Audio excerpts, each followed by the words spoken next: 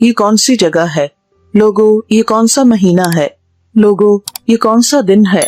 इन सब सवालों के जवाब में लोगों ने अर्ज किया, हुर्मत वाली जगह, हुर्मत वाला महीना, हुर्मत वाला दिन। फिर आपने फरमाया कि एक मुसलमान की हुर्मत इस बस्ती, इस महीने और इस दिन से भी ज्यादा है। यानी जो शख्स अल्लाह पर ईमान ले आता है उसकी जान, माल, आबरू बहुत मुहतरम, बहुत मुअज़्ज़ज़ और बहुत मुकर्रम है। और वैसे भी अमूमी तौर पर एक इंसान की जान वो भी मुहतरम है, क्योंकि कुरान पाक में अल्लाह ताला फरमाते हैं वलक़द कर्रमना बनी आदम, हमने बनी आदम को इज्जत बख्शी। दुनिया में इस जमीन पर इंसान का मकाम और इंसान की कदर कीमत बाकी हर चीज से ज्यादा है।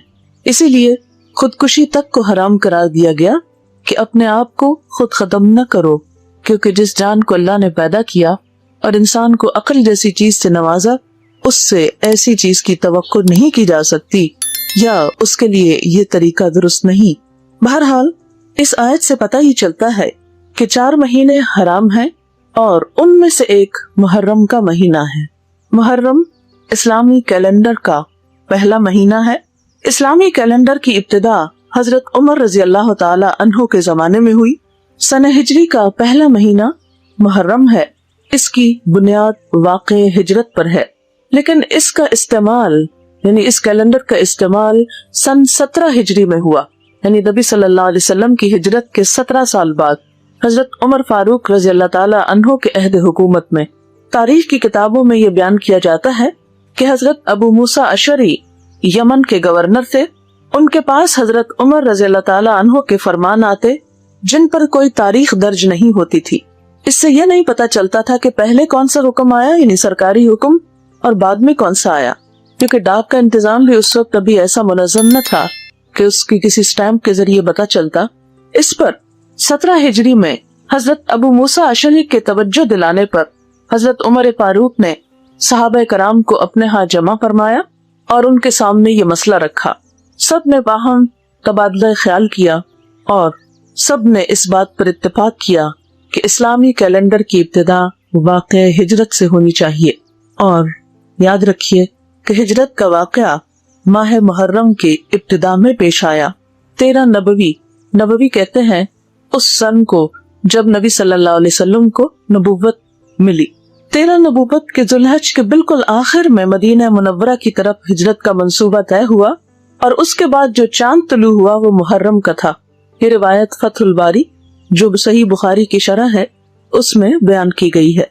हम देखते हैं कि दुनिया के दूसरे अदियान में या मज़ाहिब में या कल्चर्स में जो कैलेंडर इस्तेमाल होता है अमूमन उसकी बुनियाद किसी उनके बड़े लीडर के यौम विलादत या वफात वगैरह के मुताबिक होती है।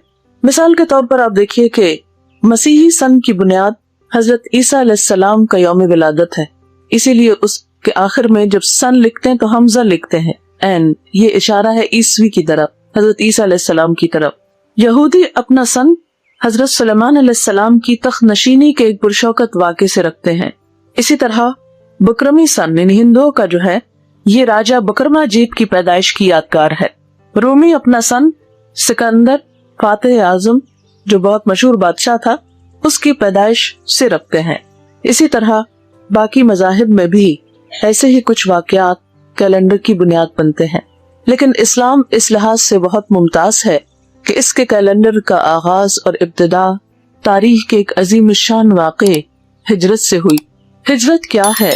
अल्लाह की राह में अपना माल, घर बार, वतन हर चीज छोड़ देना, क्योंकि इंसान के बाद इंसान का दीन और ईमान सबसे कीमती चीज है जिसकी बुनियाद पर उसकी आखिरत के बनने या बिगड़ने का इन्हिसार है।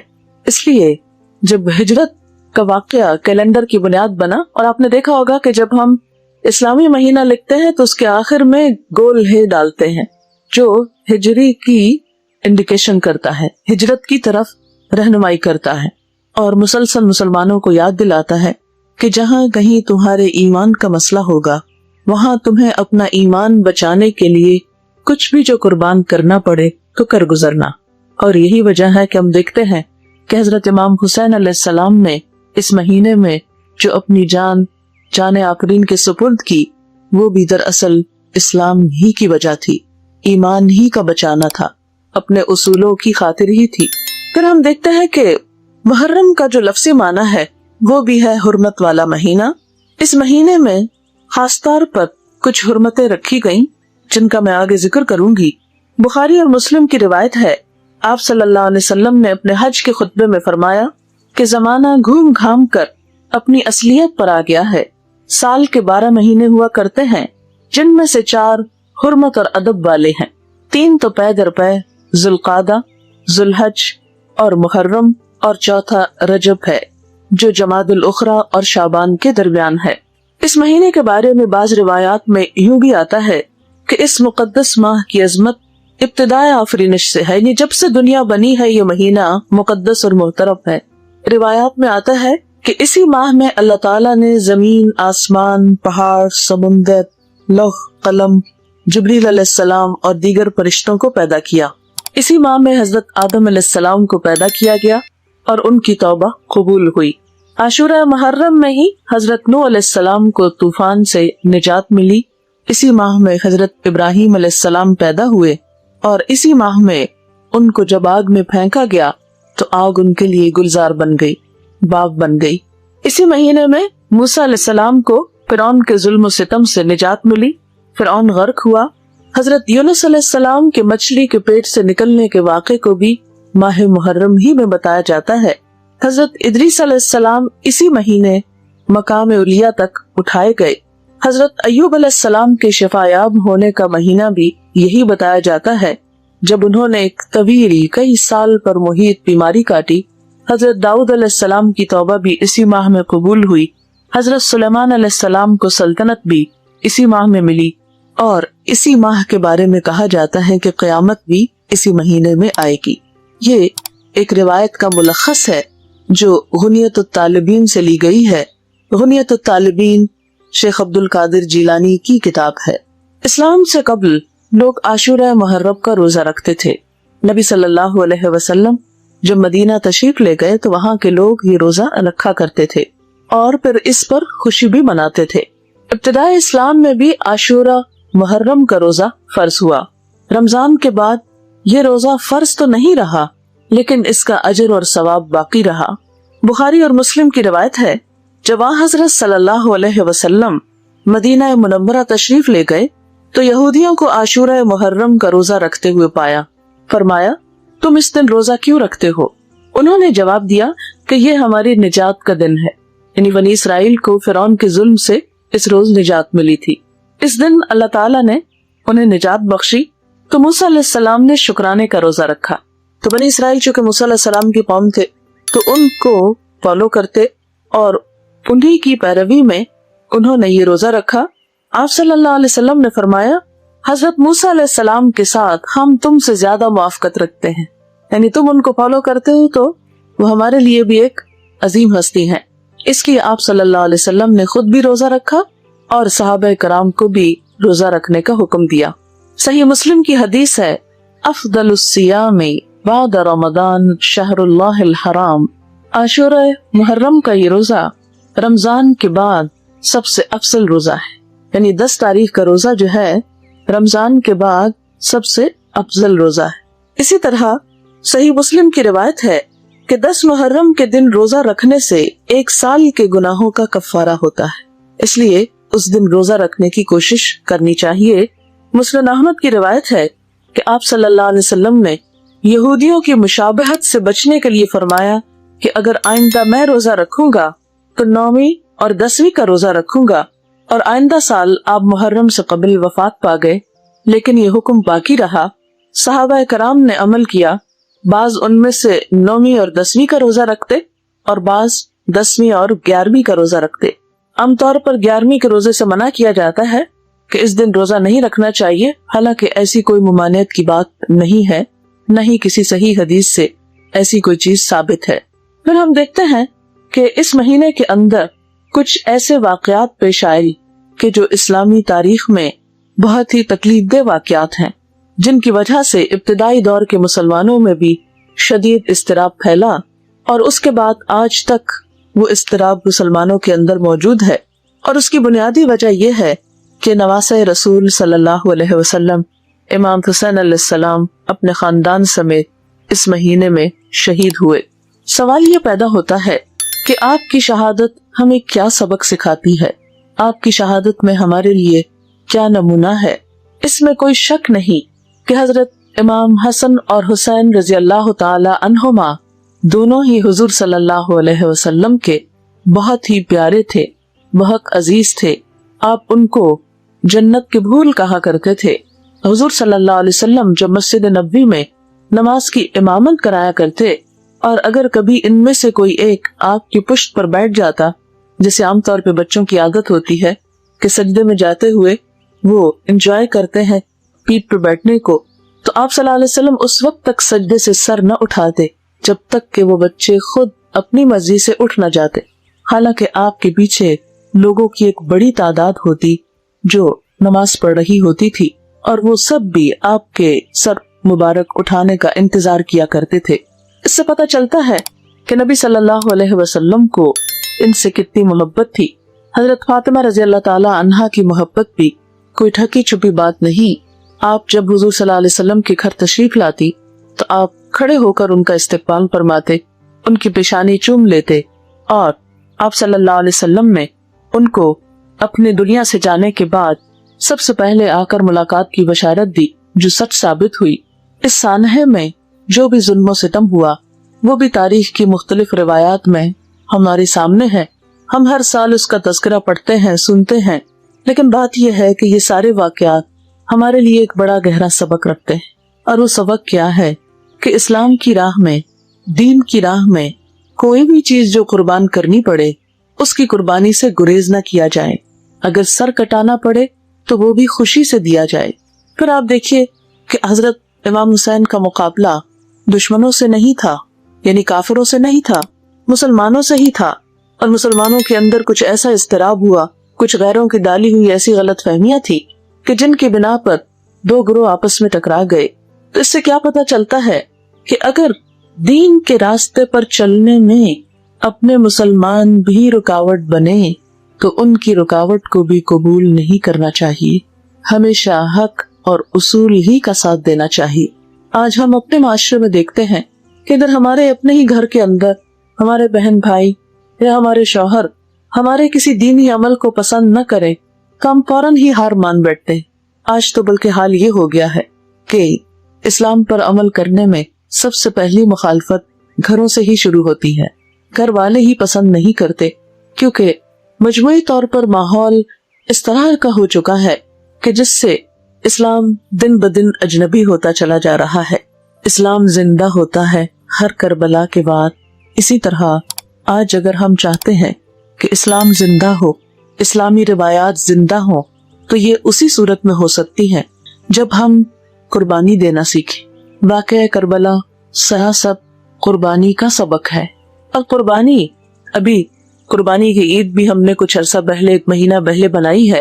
حضرت ابراہیم علیہ السلام کا اپنے بیٹے کو ذبح کر دینا اور نواسۂ رسول صلی اللہ علیہ وسلم کا اپنی گردن کٹا دینا، یہ سب کچھ کیا معنی رکھتا ہے؟ حضرت ابراہیم علیہ السلام نے بھی ایک خواب کے آنے پر، ایک اشارہ پانے پر اپنے ہی بیٹے کے گلے پر چھری کیوں رکھ دی؟ اس کے پیچھے کیا غرض تھی؟ کیا مقصد تھا؟ کیا معنی تھا؟ یہی نا کہ جو اللہ چاہے وہی سب سے مقدم ہے۔ اگر اللہ تعالیٰ کو یہ پسند ہے کہ میں اپنا بیٹا اس کے نام پر ذبح کر ڈالوں، اپنے ہاتھ سے چھری پھیر دوں، تو میں اس سے بھی پیچھے نہیں رہوں گا۔ آج ہم میں سے کتنے ہیں جو اللہ کے دین کے لیے، اسلام کی خاطر اپنے بچوں کو اسی طرح قربان کرنے کا جذبہ رکھتے ہوں؟ نبی صلی اللہ علیہ وسلم نے فرمایا تھا کہ میری امت پر ایک وقت ایسا آئے گا کہ جب غیر قومیں اس کی طرف اس طرح چڑھ دوڑیں گی کہ جس طرح بھوکے دسترخوان پر ٹوٹ پڑتے ہیں۔ لوگوں نے عرض کیا، یا رسول اللہ صلی اللہ علیہ وسلم، کیا اس وقت ہم تعداد میں کم ہوں گے؟ آپ نے فرمایا، نہیں، تم تعداد پہ بہت ہو گئی، لیکن تمہارے اندر دنیا کی محبت اور موت کا خوف بیٹھ جائے گا۔ آج امت مسلمہ پر ایسی ہی حالت ہے کہ ہم موت سے ڈرتے ہیں، جہاد کے نام سے خوف کھاتے ہیں، اور دوسری طرف دنیا کی محبت ہمارے رگو پے میں سرایت کر گئی ہے۔ ہم میں سے بہت سے لوگ دین کا، قوم کا، وطن کا، جب نام لیتے ہیں تو اس میں بھی بسا اوقات صرف اپنے مفادات ہوتے ہیں۔ ہمارے ہاں یہ روایت بہت کثرت سے عام ہوتی جا رہی ہے کہ ہم اپنے ذاتی فائدوں کی خاطر قوم کو نقصان پہنچا دیتے ہیں، جبکہ قومیں وہی ترقی پاتی ہیں جہاں فرد خود کو اجتماعیت کے فائدے پر، اکثریت کے فائدے پر قربان کرنا سیکھے۔ مجاہد اگر جہاد نہ کرے، فوجیں اگر آگے بڑھ کر نہ لڑے تو ہزاروں لوگوں کی زندگیاں خطرے میں ہوں۔ ایک فوج کیوں لڑتی ہے، کیوں اپنی جان کا سودا کرتی ہے؟ اس لیے کہ وہ دوسرے ہزاروں لاکھوں لوگوں کی زندگی کو بچانے کا عزم رکھتی ہے، اپنے دین کو بچانے اور اپنے رب کا نام بلند کرنے کی نیت رکھتی ہے۔ اور اگر یہ مقاصد سامنے سے ہٹ جائیں اور انسان ایک اللہ کی راہ میں لڑنے والا، ایک فوج میں شریک ہونے والا اگر خود کو بچانے لگے اور میدان جنگ سے بھاگنے لگے اور اپنی جان کو پیارا رکھے تو پھر ہزاروں لوگوں کی جانیں نہیں بچ سکتی۔ جتنی دفعہ بھی جنگ ہوئی اور جب بھی پاک فوج نے مختلف محاذوں پر قربانیاں کی، اور خاص طور پر 65 کی وار سب کے سامنے ہے، تب دیکھیں کہ کچھ لوگوں نے اپنی جانوں کی قربانی کر کے باقی قوم کو بچایا۔ یہ جذبہ جب تک کسی قوم کے اندر زندہ ہو کہ انسان اصولوں کی خاطر، اپنے دین کی خاطر، ایمان کی خاطر بڑی سے بڑی قربانی کر سکتا ہو تو ایسی قومیں ناقابل تسخیر ہوتی ہے۔ لیکن اگر اس کے برعکس خدا نہ خواستہ اپنی جان پیاری ہو جائے، جہاد کا جذبہ ٹھنڈا پڑنے لگے اور خود کو بچانے کے لیے قوموں کو قربان کر دیا جائے تو ایسی قربانی انسان کی دنیا اور آخرت دونوں کے لیے نقصان دہ ہو سکتی ہے۔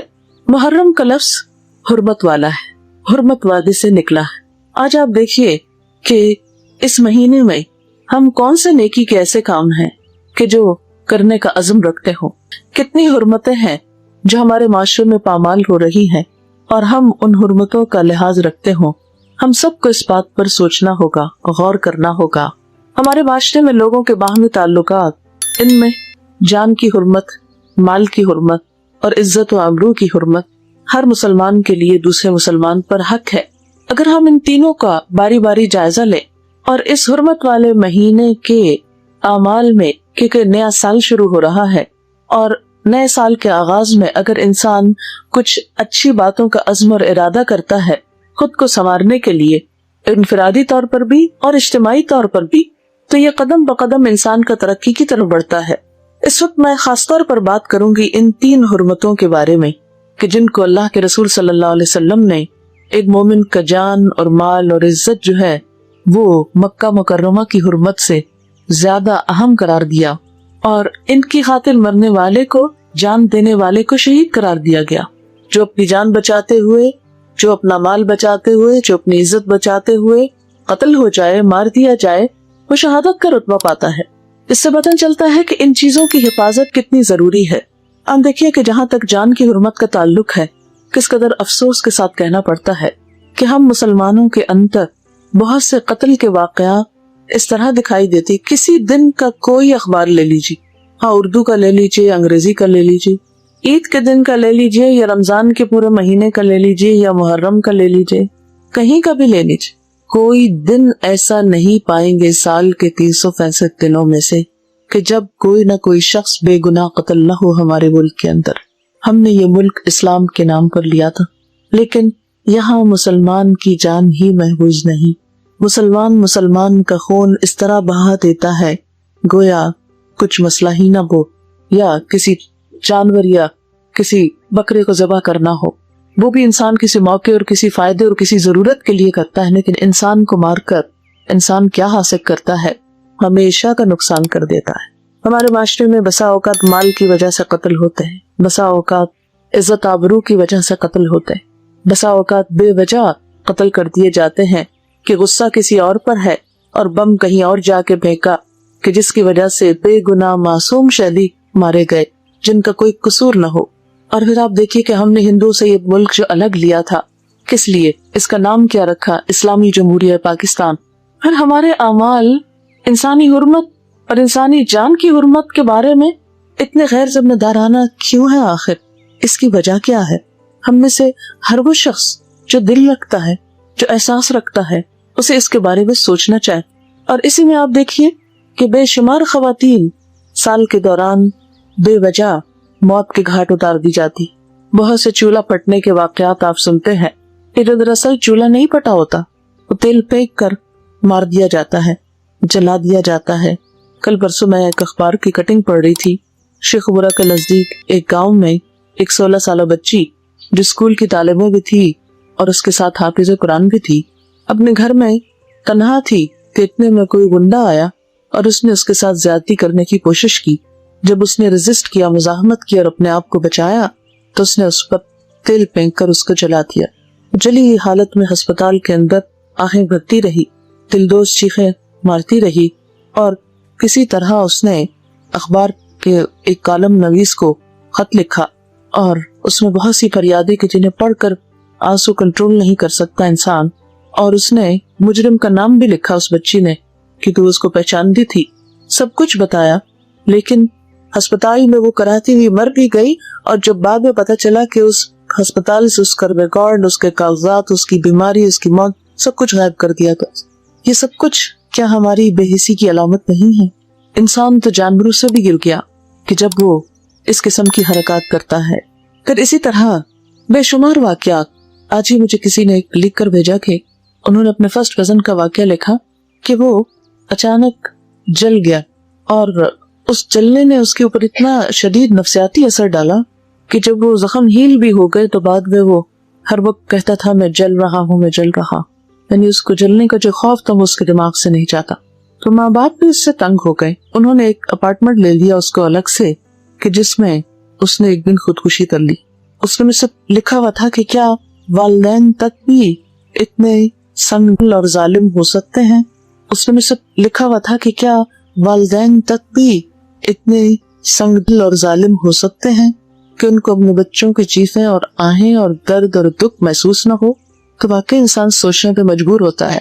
آپ نے دیکھا ہوگا کہ جانور بھی جب بچے پیدا کرتے ہیں, جوڑا بنتے ہیں, چڑیا چڑپ گھر بناتے ہیں, انڈے دیتے ہیں, تو آپ نے دیکھا ہوگا کہ دونوں ساتھ ساتھ رہتے ہیں, باری باری ان انڈوں پہ بیٹھتے ہیں, اور جب بچے نکل آتے ہیں تو ان کی خوراک بھی مل جل کر لاتے ہیں, اور وہ دونوں الگ نہیں ہوتے جب تک کہ بچے اپنے پاؤں پہ کھڑے نہیں ہو جاتے, خود کو سنبھال نہیں لیتے, خود اڑنے کے قابل نہیں ہو جاتے, وہ ایک دوسرے کو نہیں چھوڑتے ان بچوں کی خاطر.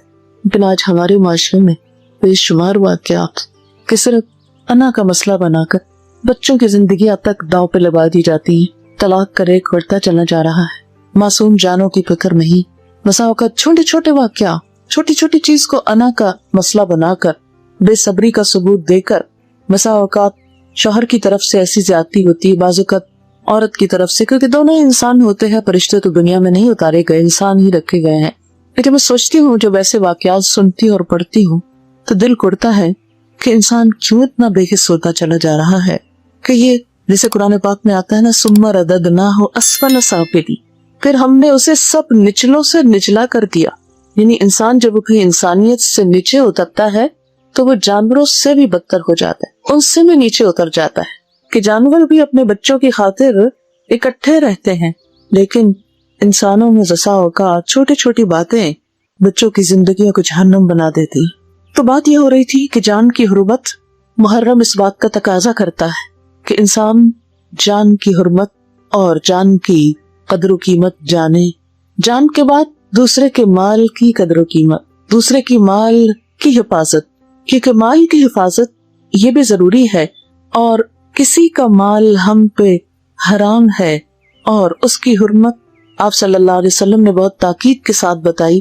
حتیٰ کہ اسلام میں چوری کرنے والے کا ہاتھ کاٹنے کا حکم ہے کہ ہاتھ کاٹ دیا جائے جو چوری کرے, خواہ وہ مرد ہو یا عورت ہو. پھر اسی طرح ہم دیکھتے ہیں کہ عزت و آبرو کی حرمت جو سب سے سستی ہو کر رہ گئی. ایک مسلمان دوسرے مسلمان کا جب مذاق اڑاتا ہے تو وہ اس کی عزت و آبرو پر حملہ آور ہوتا ہے. کسی کا مذاق اڑانا, کسی کے برے نام رکھنا, یہ دوسرے کی عزت کو پامال کرنا ہے. مومن کی پہچان کیا بتائی گئی؟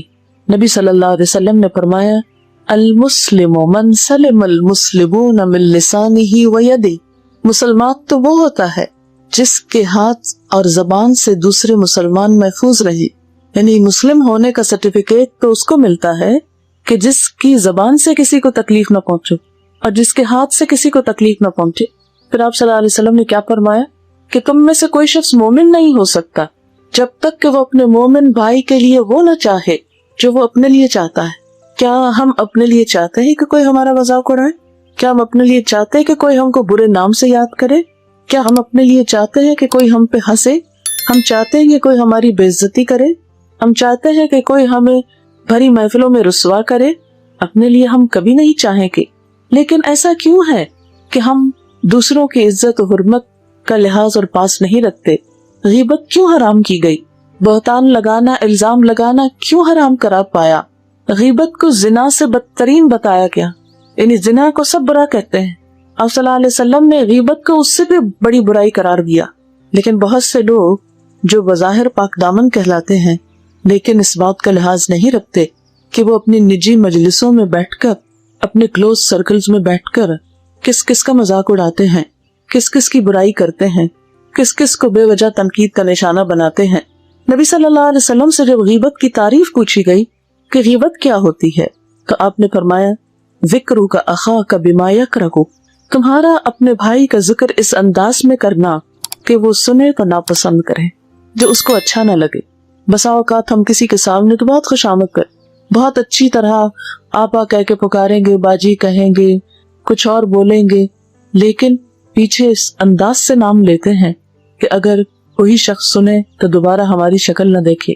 بعض اوقات ایک مجلس میں کچھ لوگ بیٹھے ہوتے ہیں، بہت اچھی طرح ایک دوسرے سے بات کرتے ہیں، بظاہر بہت کائنڈ اور بہت کیئرنگ نظر آتے، لیکن جو ہی ان میں سے ایک اٹھتا ہے تو سارے ہاتھ دھو کے اس کے پیچھے پڑ جاتے اور ہر قسم کی برائیاں اس میں سے چن کر اس کو بدنام کرنے کی کوشش کرتے ہیں.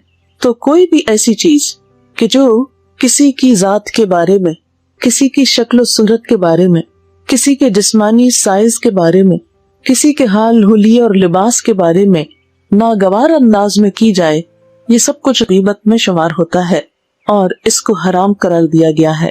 ایک شخص نے آپ صلی اللہ علیہ وسلم سے پوچھا کہ اگر وہ بات اس شخص کے اندر ہو، یعنی میں سچ کہہ رہا ہوں کہ وہ شخص ہے ہی ایسا، یعنی ایک عیب اگر کسی کے اندر ہے تو یہ بھی برائی ہوگی. آپ نے فرمایا کہ ہاں یہی تو غیبت ہے، اور اگر وہ نہیں تو تم اس پر بہتان لگا رہے ہو، جو اس سے بھی زیادہ شدید بات ہے. بہتان لگانے سے انسان کی زندگی بھر کی نیکیاں برباد ہو سکتی ہیں. نبی صلی اللہ علیہ وسلم نے فرمایا کسی شخص کے جھوٹا ہونے کے لیے اتنا ہی کافی ہے کہ وہ ہر سنی سنائی بات کو آگے بیان کر دے. اگر کسی کے بارے میں کوئی بات سنی ہے تو بغیر تحقیق کے آگے کرنی شروع کر دے اور اس کو اس طرح بیان کرے گویا کہ وہ واقعہ بالکل سچ ہے. پھر اسی طرح قرآن پاک میں ہمیں یہ تعلیم دی گئی کہ یا ایھا الذین آمنوا اذا جاءکم فاسق بنبأ فتبینوا ان تصیبوا قوما بجہالۃ فتصبحوا علی ما فعلتم نادمین. اے لوگو جو ایمان لائے ہو، جب کوئی فاسق تمہارے پاس کوئی خبر لے کر آئے تو اس کی تحقیق کر لیا کرو، کہیں ایسا نہ ہو کہ لا علمی میں تم کسی قوم پر جا پڑو، حملہ آور ہو جاؤ، پھر اپنے کیے پہ تم پشیمان ہو. یعنی کوئی ایسی بات اس وقت تک زبان سے نہیں نکالنی چاہیے، کسی کے خلاف ایسی کوئی کاروائی نہیں کرنی چاہیے کہ جب تک انسان اس کی تحقیق نہ کر لے، اور خاص طور پر ایسی بات کہ جس سے کسی پر الزام آ رہا ہو. مثلا آپ کے پاس کوئی شخص آیا، اس نے کسی کے بارے میں کوئی ناروا بات کی. مثلا ناروا باتوں میں کیا، تم جانتے ہو بلا شخص اتنا بڑا غلط کر گیا، کہتے اچھا کر گیا، کوئی تحقیق نہیں کرتے، کچھ نہیں پوچھتے. اب کیا کرتے ہیں، کسی اور کو ٹیلی فون کھٹکا دیتے، تو پتہ فلاں شخص نے ایسا غبن کر لی، اور وہاں سے ایک تیسرے تک بات پہنچ جاتی اور حقیقت اس کی کچھ بھی نہیں ہوتی. ایسی باتوں میں عموماً لوگ بہت دلچسپیاں بھی لیتے اور بہت شوق سے سنتے ہیں اور بہت شوق سے سناتے، لیکن یہ نہیں جانتے کہ ایسی باتیں انسان کے اعمال کو ضائع کرنے والی، اور جس کے اوپر الزام تراشی ہو رہی ہے اتنی ساری نیکیاں اس تک منتقل کرانے کی کوشش. اسی لیے کسی نے کہا تھا کہ اگر کبھی غیبت کرو تو اپنی ماں ہی کی کرنا، کیونکہ تمہاری نیکیوں کی سب سے زیادہ وہ محتاج ہے. غیبت کرنے سے انسان کی اپنی نیکیاں اس شخص کو مل جاتی ہیں جس کی انسان غیبت کرتا ہے، پیٹھ پیچھے جس کی برائی کرتا ہے، بیک بائٹنگ کرتا ہے. آپ دیکھیں انگریزی لفظ بیک بائٹنگ، پیچھے سے کاٹنا. اور اللہ تعالیٰ نے قرآن پاک میں اس کو فرمایا کہ اَيُحِبُّ أَحَدُكُمْ أَن يَأْكُلَ لَحْمَ أَخِيهِ مَيْتًا فَكَرِهْتُمُوهُ. کیا تم میں سے کوئی پسند کرتا ہے کہ اپنے مردہ بھائی کا گوشت کھائے؟ تم اس کو ناپسند کرو گے۔ بھائی مر جائے تو ہاتھ لگاتے ہوئے ڈر لگتا ہے کہ کہیں دکھ نہ جائے، کہا یہ کہ انسان اس کو چھری کانٹوں سے اس کا گوشت کھانے لگے۔ مردے کو تو ہاتھ لگانا دوبر ہوتا ہے، کھانا کتنا ناگوار عمل، لیکن کسی کی غیر موجودگی میں اس کی برائیاں کرنا بھی ایسا ہی ہے گویا اسے چھریوں سے کاٹنا اور کاٹ کھانا یا بمبوڑنا۔ کسی کی عزت پر ہاتھ ڈالنا ایسا ہی ہے گویا اس کو کاٹ کھانا۔ یہ ایک عمل کسی لاش کو کھانے کا کون کرتا ہے؟ عموماً وحشی جانور کرتے ہیں، مثلا کتے کرتے ہیں۔ اسی لیے ایک حدیث میں آتا ہے کہ قیامت کے دن دوسروں کی برائیاں کرنے والے، تانے دینے والے، عیب جوئی کرنے والے قیامت کے روز کتوں کی شکل میں اٹھائے جائیں گے، یعنی ہوں گے انسان لیکن ان کی شکلیں کتوں جیسی بن جائیں گی۔ کیوں؟ اس لیے کہ کتے یہ کام کرتے ہیں نا، کوئی مردار دیکھا تو اس کو کھانے لگ گئے، یہ نہ دیکھا کہ کس کا ہے۔ لیکن انسان جب اپنے ہی بہن بھائیوں، اپنے ہی رشتہ داروں، اپنے ہی دوستوں، اپنے ہی مسلمانوں کی برائیاں کرنے لگتا ہے تو یہ کس قدر ناگوار، ناپسندیدہ اور اللہ تعالیٰ کے ہاں ایک ایسا فعل ہے کہ جسے کسی قیمت پر بھی برداشت نہیں کیا جا سکتا۔ محرم حرام کیا گیا، لفظی معنی ہے محرم حرام کیا گیا، یعنی کیا حرام کیا گیا کہ اس مہینے کے اندر گناہوں کو اپنے اوپر حرام سمجھو، یعنی سال کا آغاز ہو رہا ہے تو نئی منصوبہ بندی کرتا ہے انسان، نئی پلاننگ کرتا ہے۔ ہمارے یہاں تو چونکہ کیلنڈر استعمال نہیں ہوتا، ہم نے دیکھا کہ جنوری میں جیسے نئی ڈائریز آتی، نئی پلاننگ آتی، نئے سال کی منصوبہ بندی ہوتی، یا فائنینشیل ایئر جو ہمارا جولائی سے شروع ہوتا ہے تو اس میں وائنڈ اپ کرتے ہیں جون کے اینڈ میں، پھر جولائی سے نئے پلاننگ ہوتی ہے، نئے سال کا بجٹ بنتا ہے۔ بالکل اسی طرح محرم نئے سال کی نیکیوں میں پلاننگ کا مہینہ ہے کہ مجھے حرام کرنا ہے اپنے اوپر ان سب چیزوں کو جنہیں اللہ نے میرے اوپر حرام کر دیا ہے۔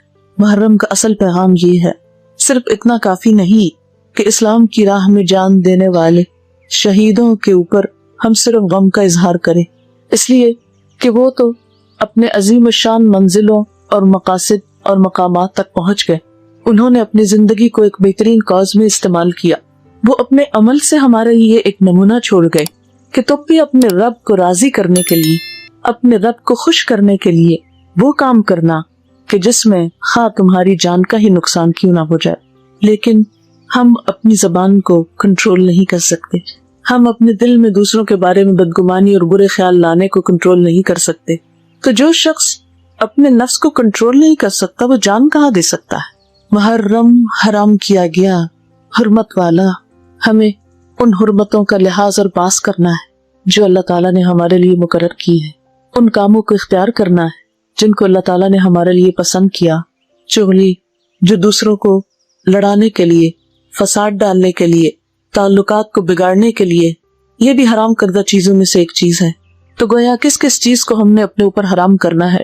اور آج کی اس مجلس میں بھی اگر ہم اپنے گھر چھوڑ کر یہاں پر آ کر بیٹھے ہیں تو یہ بھی ایک رسم نہ ہو، ایک روایت نہ ہو اور محض ایک یادگار نہ ہو کہ ہم نے محرم کے مہینے میں ایک مجلس قائم کی، یہ بھی دراصل اس نیت کے ساتھ ہونی چاہیے کہ ہم یہاں سے اٹھیں تو اپنے لیے کوئی نہ کوئی عمل کی بات ضرور لے کر اٹھیں، اور اس میں اگر آج ہم یہی عہد کر لیں کہ میں آج سے ان سب کو معاف کرتی ہوں جنہوں نے میرے ساتھ کوئی زیادتی کی ہو۔ ایک بزرگ تھے، ان کے پاس صدقہ کرنے کو کچھ اور نہیں تھا، انہوں نے کہا تصدقت بعرضی، میں اپنی عرض، اپنی عزت کو صدقہ کرتا کہ آج تک اگر کسی نے میرا کوئی دل دکھایا، میرے خلاف کوئی بات کی، مجھے ستایا، میں ان سب کو معاف کر کے وہ صدقہ کرتا، یعنی اپنا بدلہ نہیں لیتا، بدلہ نہ لینے کا صدقہ کرتا۔ ہم بھی عہد کریں کہ اگر کسی نے ہمارے ساتھ زیادتی کی کبھی تو ہم بھی تو کسی کے ساتھ زیادتی کرنے والے ہو سکتے ہیں۔ یہ نہیں ہے کہ ہم معصوم فرشتے ہیں کہ ہم سے کبھی کسی کے ساتھ کوئی ناروا بات نہ ہوئی ہو۔ اگر کسی نے ہمارے ساتھ کوئی ایسی چیز کی جو ہم کو ناگوار گزری تو ہم نے بھی زندگی میں کئی ایسی باتیں کہی ہوگی، ہماری زبان سے بھی کسی کے لیے دل آزاری کے لفظ نکلے ہوں گے، تو کیا ہم اپنے لیے نہیں چاہتے کہ اللہ ہم کو معاف کر دے؟ قرآن پاک میں اللہ تعالیٰ فرماتے ہیں الا تحبون ان یغفر اللہ لکم، کیا تم پسند نہیں کرتے کہ اللہ تم کو معاف کر دے؟ اگر تم پسند کرتے ہو کہ اللہ تم کو معاف کر دے تو تم دوسروں کو معاف کرنا سیکھو۔ نمبر 1 یہ کہ ہم اپنے دلوں کو دوسروں کے خلاف بدگمانیوں، نفرتوں اور ان چیزوں سے نکالیں اس لیے کہ جب ہم کسی سے نفرت کرتے ہیں تو اس کا تو کچھ نہیں بگڑتا، کیونکہ ہر نفع نقصان اللہ کے ہاتھ، مگر ہم کم از کم اپنے آپ کو ضرور نقصان دیتے. کس طرح؟ اپنا دل کالا کر کے، میلا کر کے. یعنی اگر کوئی میلی چیز ہمارے ہاتھ میں ہے اور دراصل ہم کسی کے لیے لے جا رہے ہیں، تو اس سے پہلے کہ وہ کسی تک پہنچے وہ خود ہمارے اپنے ہاتھ میں ہوتی ہے.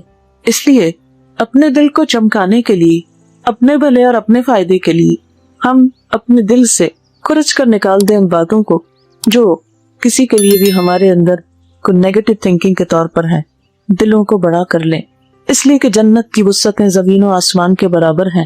اس کے باسی وہی ہو سکتے ہیں جن کے دل بڑے ہوں. وہاں ان وسیع جنتوں کا مالک بننے کے لیے بڑے دل والا ہونا ضروری ہے، اور جو بھی بڑا دل رکھے گا وہ معاف آسانی سے کر سکتا ہے. اس کے لیے معاف کرنا کسی کو مشکل کام نہیں. اور جب ہمارا دل دوسروں کے لیے اچھا ہو جائے گا، گمان اچھا ہو جائے گا، تو باقی قباحتوں سے ہم خود بچ جائیں گے.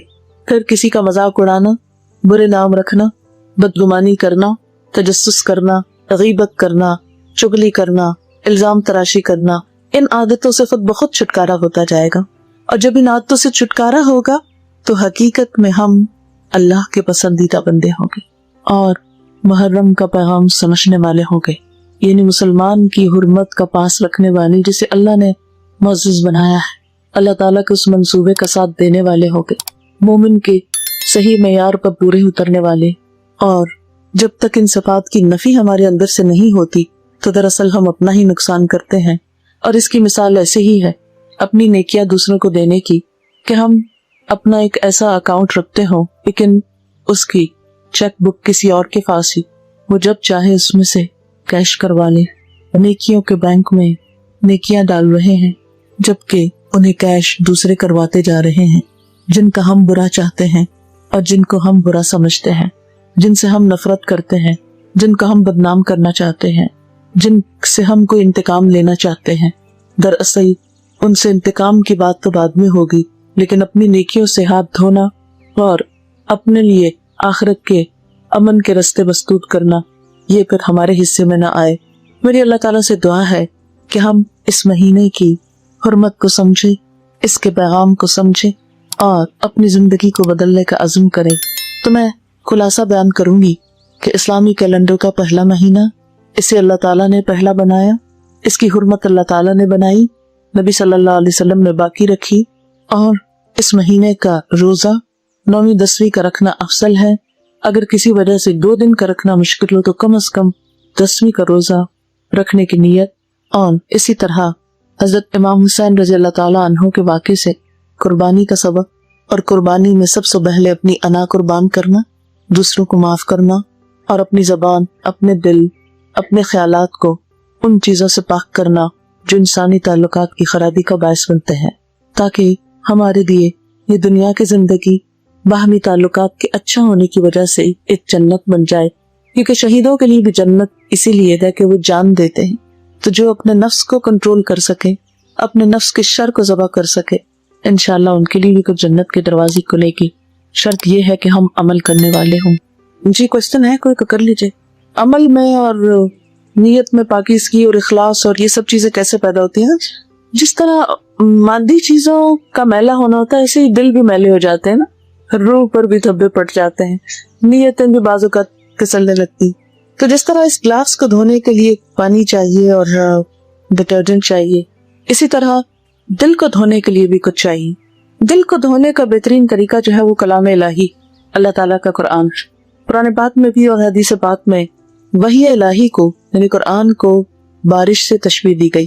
جس طرح بارش آتی تو پورا ماحول گل جاتا ہے، ہر چیز پہ پڑتی، بالکل اسی طرح قرآن پاک زندگی کے ہر موضوع، ہر بات، ہر چھوٹی بڑی چیز پر انسان کی رہنمائی کرتا ہے. جب انسان قرآن پاک سے ایک تعلق قائم کرتا ہے تو یقیناً دلوں کی صفائی ہوتی. نبی صلی اللہ علیہ وسلم نے فرمایا کہ دلوں کو زنگ لگ جاتا ہے جیسے لوہے کو زنگ لگتا ہے. تو صحابہ کرام نے پوچھا کہ لوہے کا زنگ دور کرنا تو ہم جانتے ہیں، دلوں کا زنگ کیسے دور کری؟ تو اس وقت بھی آپ صلی اللہ علیہ وسلم نے ہی فرمایا کہ کثرت سے قرآن کو پڑھو اور موت کو بھی کثرت سے یاد کرو. 2 چیزیں انسان کو فائدہ دیتی ہیں. ایک تو یہ کہ انسان اپنے انجام کو سامنے رکھے. دنیا کے کامیاب انسانوں کا جب تجزیہ کیا گیا کہ ان کی کامیابی کی کیا وجوہات تھی، تو ان میں سے ایک بڑی وجہ یہ بتائی گئی کہ وہ اپنے انجام کو دیکھ کر آغاز کرتے ہیں کسی کام کا، یعنی انجام کو سامنے رکھ کر آغاز. اور عام روزمرہ زندگی میں بھی ہم دیکھتے ہیں کہ مثلاً اگر ہم گلاس کہیں رکھنے لگے تو پہلے یہ دیکھیں گے کہ سرفس کیسی ہے اور پھر انجام دیکھ کے اتنے ہی زور سے رکھیں گے اس کو. اسی طرح کسی بھی کام، مثلاً فرش اگر چکنا ہے تو ہم قدم رکھنے سے پہلے احتیاط کریں گی. اس سڑک سے اتنے میل پر وہ ہے، مجھے اتنے گھنٹے چاہیے، اس کے مطابق آپ سفر کرتے ہیں. اس کو ذہن میں رکھ کے اس کی ڈائریکشن لے کے آپ، اگر آپ یہ معلوم ہی نہ کریں، کسی کے گھر چلی ہوا وہ تو بہت دور کی بات ہے، کسی کے گھر جانا ہے، مثلا مجھے یہاں آنا، اگر مجھے ایڈریس ہی نہیں معلوم تو میں اپنا سفر ہو سکتا ہے ادھر کو کرنے کے بجائے کسی اور طرف کرنے لگ، وقت بھی ضائع ہوتا، آپ لوگ بھی تکلیف اٹھاتے اور مشقت ہی مشقت. تو بالکل اسی طرح ہم سب زندگی کے ایک سفر میں ہیں. جب تک ہم اپنا انجام، اپنی آخرت، اپنا حساب سامنے نہیں رکھتے اس وقت تک یہ سفر درست نہیں ہو سکتا. ایک تو یہ ہے کہ اس کو سامنے رکھا ہے، دوسرا یہ ہے کہ اپنی کمپنی کو ضرور دیکھیں کہ ہم جہاں اٹھتے بیٹھتے ہیں کہیں ایسا تو نہیں کہ وہاں اللہ کی حدود پامال ہوتی ہو، کہ میں کہیں کسی کے پاس بیٹھتی ہوں تو غیبت شروع ہو جاتی، یا کوئی ایسا انسان میرے آس پاس ہے جس کی سوچ بہت نیگیٹو ہے کہ اس کے پاس بیٹھتے ہی ہر چیز مجھ کو بری لگنے لگتی، ہر چیز میں عیب نظر آتے ہیں، ہر چیز کو کریٹیسائز کر رہے ہیں، ہر چیز کے نیگیٹو پہلو کو، منفی اندھیرے پرخ کو دیکھ رہے ہیں. تو یہ بہت ضروری ہے زندگی میں بھی ایسے لوگوں کے ساتھ تعلق قائم کریں، ایسی مجلسوں میں اٹھیں بیٹھیں کہ جہاں دلوں کی صفائی ہوتی رہے. دلوں کی صفائی کے لیے دو چیزیں بڑی اہم ہیں، ایک اچھی صحبت، اچھی مجلس، اور دوسرے اللہ کی کتاب. کیونکہ نبی صلی اللہ علیہ وسلم نے جب انسانوں کا تزکیہ کیا جیسے قرآن پاک میں آتا ہے تو اس کے لیے ایک تو آپ کا اپنا وجود تھا اور دوسرے وہ تعلیم تھی، یعلمہم الکتاب والحکمہ، کتاب اور حکمت کو سکھانا. جہاں ہم نے اور بہت کچھ سیکھا ہے، بہت کچھ کرتے رہتے ہیں، وہاں اس چیز کی طرف اپنے فائدے کے لیے توجہ دینا بہت ضروری. کسی بھی چیز کو پہچاننے کے لیے ضروری ہے کہ پہچانا جائے. یہ میں آپ کو بتا دوں کہ عربی زبان جو ہے بولنے کے لیے ایز اے لینگویج تو شاید مشکل ہو، لیکن قرآن پاک میں آتا ہے وَلَقَدْ يَسَّرْنَا الْقُرْآنَ لِلذِّكْرِ فَهَلْ مِن مُدَّكِرٍ. ہم نے قرآن کو نصیحت کے لیے بہت آسان کر دیا ہے، کوئی نصیحت لینے والا، خصوصاً ہم لوگوں کے لیے، جبکہ اردو کے 70% لفظ عربی سے آئیں.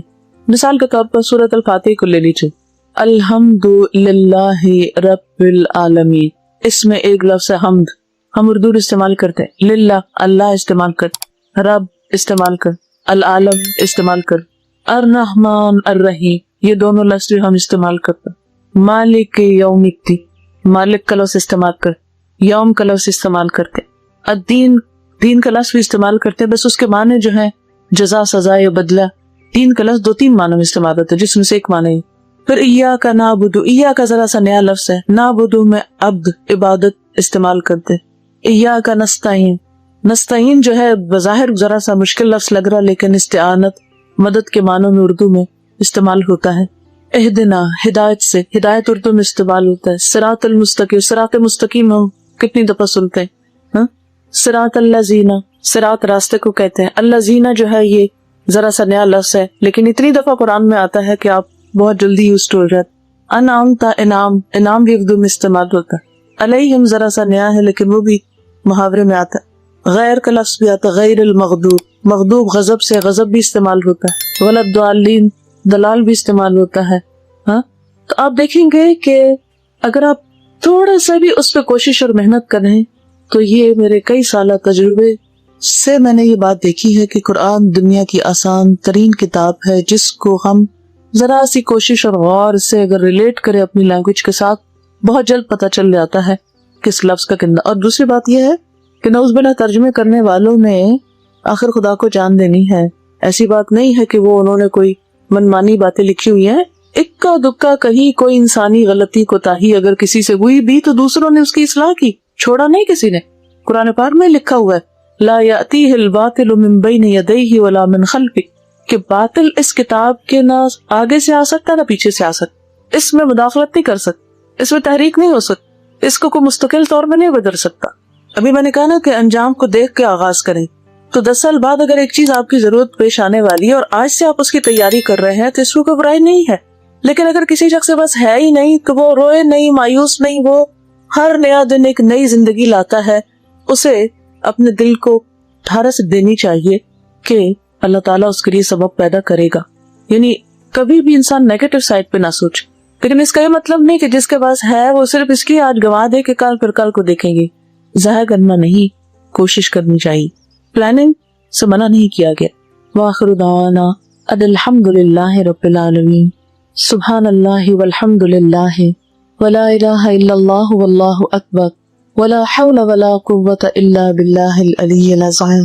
اللہم صل علی محمد وعلی آل محمد کما صلیت علی ابراہیم وعلی آل ابراہیم انک حمید مجید۔ اللہم بارک علی محمد وعلی آل محمد کما بارکت علی ابراہیم وعلی آل ابراہیم انک حمید مجید۔ ربنا آتنا فی الدنیا حسنۃ وفی الآخرۃ حسنۃ وقنا عذاب النار۔ ربنا لا تزغ قلوبنا بعد إذ هديتنا وهب لنا من لدنك رحمة إنك أنت الوهاب۔ ربنا هب لنا من أزواجنا وذرياتنا قرة أعين وجعلنا للمتقین اماما۔ یا اللہ پاک، جو کچھ ہم نے پڑھا ہے اس میں جو بات آپ کی مرضی کے مطابق ہو ہمیں اس پر عمل کی توفیق عطا فرما، اس کو اپنی رحمت سے قبول فرما، اور اگر کوئی بات نادانستگی میں آپ کی مرضی کے خلاف ہوئی ہو تو ہم سب کو بخش دے اور اس رستے کی ہدایت دے جو تیرا پسندیدہ ہو۔ یا اللہ، ہمیں زندگی کے اس امتحان میں کامیاب فرمانا، ہمیں اپنی کتاب اور اپنے حبیب محمد صلی اللہ علیہ وسلم کی زندگی سے بہترین رہنمائی نصیب فرما، ہمارے دلوں میں اپنی محبت پیدا کر دے، ایمان کو ہمارے دلوں میں عزیز ترین بنا دے، ہمیں ایمان کا لطف نصیب فرما۔ یا اللہ، تو مسلمانوں کے باہم تعلقات کو درست فرما۔ یا اللہ، مذہب کے نام پر جو نفرتیں عام ہو گئی یا اللہ ان کو دور فرما۔ یا رب العالمین، تو سب کلمہ گو مسلمانوں کو باہم ایک دوسرے کے احترام کی توفیق عطا فرما۔